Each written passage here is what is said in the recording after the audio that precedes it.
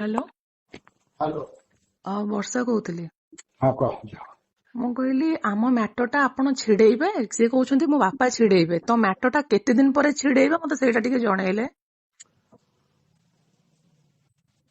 ଆପଣ ମତେ କହିଲେ 2 ମାସ ପରେ ମୁଁ ପଇସା ଦେଇଦେବି ତୁ ଯା, ତାପରେ ଆପଣଙ୍କ ପୁଅ ପଇସା ଦଉନାହାନ୍ତି, ଆଉ କେତେ ଦିନ ପରେ ମୁଁ ମୋ ବାପାଙ୍କ ପଇସାକୁ ଭିକାରୀ ଭଳିଆ ମାଗିବି?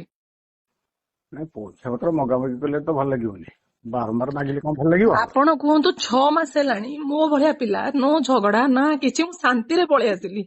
ଆପଣଙ୍କ ପୁଅ ନାଁରେ କେସ୍ ଥିଲା, ମୁଁ କେସ୍ ଉଠେଇକି ପଳେଇ ଆସିଲି। ହଁ ଆଉ ହଁ କେତେ ଦିନ ପରେ ମତେ ମତେ ମ୍ୟାଟର ଛିଡେଇବେ? ମୁଁ ଗୋଟେ ଝିଅଟା, ମୋ ବୟସ ବି ସରୁଛି, ଆଉ କେତେ ଦିନ ଆପଣ ମତେ ଝୁଲେଇକି ରଖିବେ?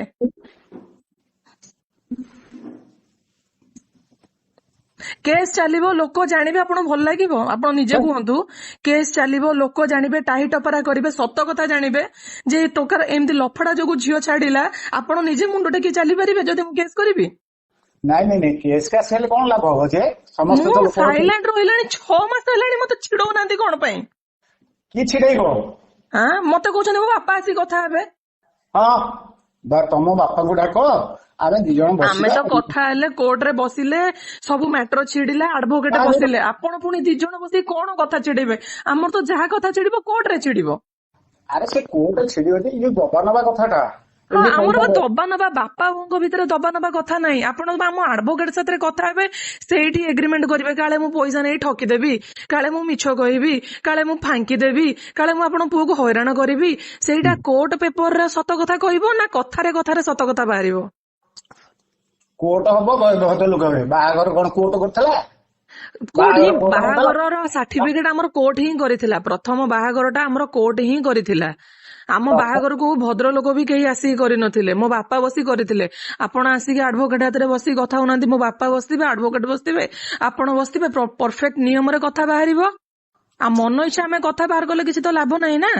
ନାଇଁ ନାଇଁ, ମନ ଇଚ୍ଛା କଥା କଲେ କଣ ହବ? ଆମେ ଗୋଟେ ମନ ଇଚ୍ଛା କହିଦଉଥିବୁ, ଆପଣ ଗୋଟେ ମନ ଇଚ୍ଛା କହିଦଉଥିବେ, କଥା କେତେ ଦୂର ଠିକ ହବ? ନାଇଁ ନାଇଁ ନାଇଁ, ସେଇଟା ଠିକ ନୁହଁ, ବୁଝିଲି।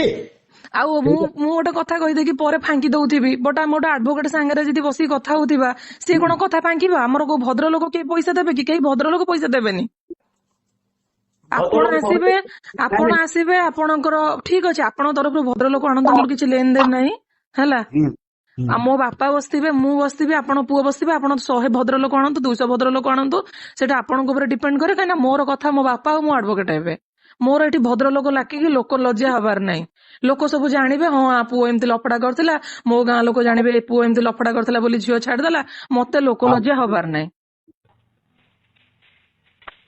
ମତେ ଟୋଟାଲ ଲୋକଙ୍କୁ ଜଣେଇବାର ନାହିଁ ମୋ ସ୍ୱାମୀର ଏଇ ଗୁଣ ଯୋଗୁଁ ମୁଁ ଛାଡିକି ଆସିକି ରହୁଛି। ମୋ ଜଣେଇବାର ନାହିଁ ବୋଲି ମୁଁ ଭଦ୍ରଲୋକ ଡାକୁନି।